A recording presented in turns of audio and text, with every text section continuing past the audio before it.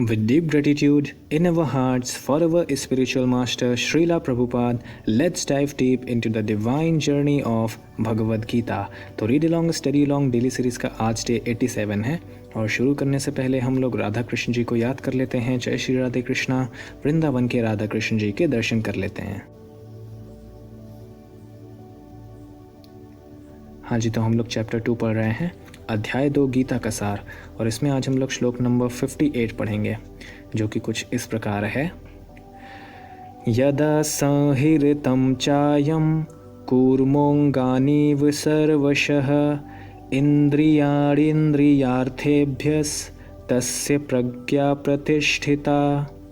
इसका अर्थ है, जिस प्रकार कछुआ अपने अंगों को संकुचित करके खोल के भीतर कर लेता है, यानी जो ऊपर का प्रोटेक्टिव कवरिंग है उसके अंदर कर लेता है, उसी तरह जो मनुष्य अपनी इंद्रियों को इंद्रिय विषयों से खींच लेता है वह पूर्ण चेतना में दृढ़तापूर्वक स्थिर होता है।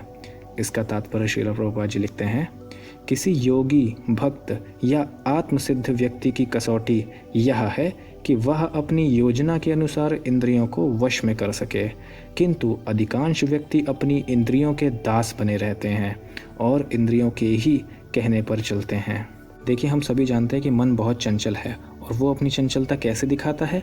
वो आपकी इंद्रियों के विषयों की ओर डायरेक्ट करने की कोशिश करता है। वो कहता है कि यहाँ से मज़े ले लो, वहाँ से मज़े ले लो, ये कर लो, वो कर लो, ऐसे बहुत सारे आपको प्रस्ताव दिया करता है। अब यहाँ पर अगर ये भी हम सोचें कि अगर इंद्रियों को खुला छोड़ देता है, कोई कंट्रोल नहीं करता है और इंद्रियों के विषयों की ओर जाने देता है, तो क्या होगा। आगे आप भगवद गीता में पढ़ेंगे, श्री कृष्ण जी इसको बताते हैं कि इंद्रियों को जो अगर कंट्रोल नहीं करता है और इंद्रियों के भोग में रक्त रहता है, तो ये एकदम इसी प्रकार है कि आग में और ज़्यादा घी डालना, और इससे क्या होगा, आग और ज़्यादा बढ़ जाएगी। तो समझ रहे हैं, मन चंचल तो था ही पहले और ऐसी एक्टिविटीज़ से और ज़्यादा चंचल हो गया। अब बताइए, मन स्थिर रहा कि अस्थिर हो गया। इसीलिए कहा जाता है कि इंद्रियों को कंट्रोल करना चाहिए, नहीं तो हमारा मन स्थिर नहीं रहेगा, और जब स्थिर नहीं रहेगा तो हम कोई भी काम ठीक से नहीं कर सकते हैं। यह है उत्तर इस प्रश्न का कि योगी किस प्रकार स्थित होता है। आपको पता ही होगा कि अर्जुन ने क्वेश्चन किया था स्थित प्रज्ञ मनुष्य के बारे में, तो उसी का आंसर श्री कृष्ण जी दे रहे थे। इंद्रियों की तुलना विषैले सर्पों से की गई है।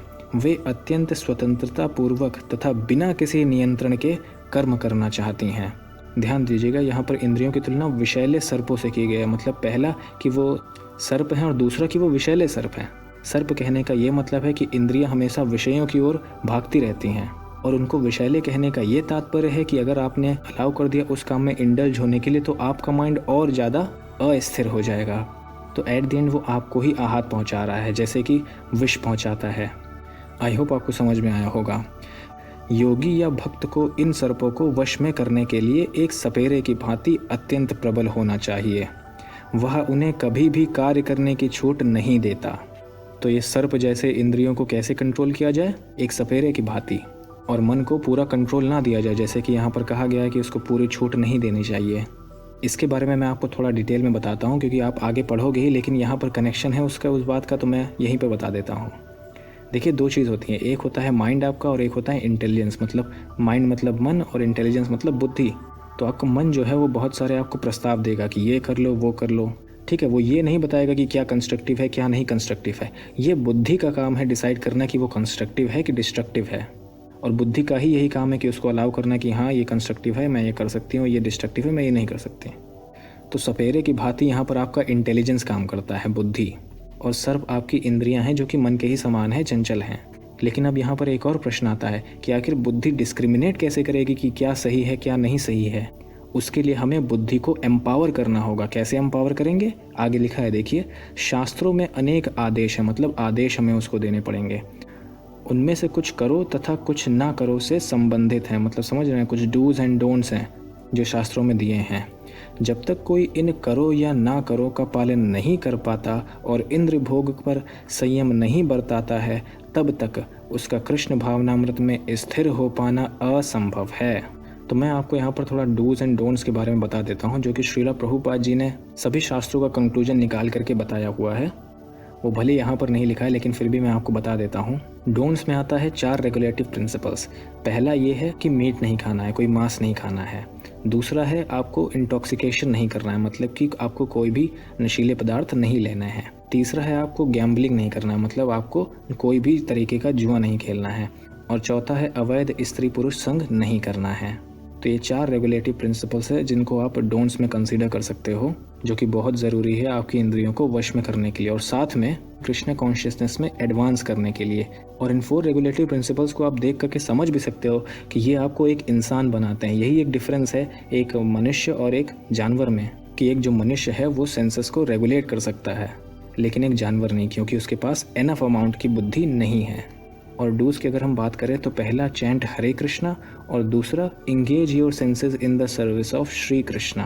तो ये डूज एंड डोंट्स अगर हम फॉलो करेंगे तो हम कृष्ण भावनामृत में एडवांस करेंगे।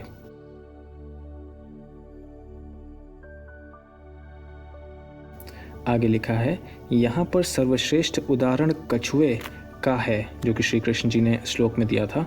वह किसी भी समय अपने अंग समेट सकता है और पुनः विशिष्ट उद्देश्यों से उन्हें प्रकट कर सकता है। इसी प्रकार कृष्ण भावना भावित व्यक्तियों की इंद्रियां भी केवल भगवान की विशिष्ट सेवाओं के लिए काम आती हैं, अन्यथा उनका संकोच कर लिया जाता है। आप इस बात को समझ रहे होंगे कि इंद्रियों को कंट्रोल करने का क्या मतलब है, कि जब भी आपके पास अपॉर्चुनिटी है आप श्री कृष्ण जी की सेवा कर सकते हैं अपनी इंद्रियों से, तो आप उसको ओपन कर दीजिए। जैसे कि वो कछुआ अपने अंग बाहर निकालता है, लेकिन जब आप इंद्रियों से सेवा नहीं कर रहे हो तो आप उनको अंदर कर ले, रिस्ट्रिक्ट कर ले, उनको विषयों की ओर मत भागने दें। अर्जुन को उपदेश दिया जा रहा है कि वह अपनी इंद्रियों को आत्मतुष्टि में ना करके भगवान की सेवा में लगाए। अपनी इंद्रियों को सदैव भगवान की सेवा में लगाए रखना कर्म द्वारा प्रस्तुत दृष्टांत के अनुरूप है, जो अपनी इंद्रियों को समेटे रखता है।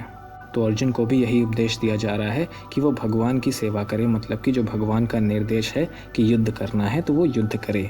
तो इस तरह से श्लोक नंबर 58 पूरा होता है। तो अच्छी संगत करो, श्री कृष्ण जी का नाम लो या अपने भगवान का नाम लो, चैंट करो, हैप्पी रहो, chant and be happy. Hare Krishna. Thank you.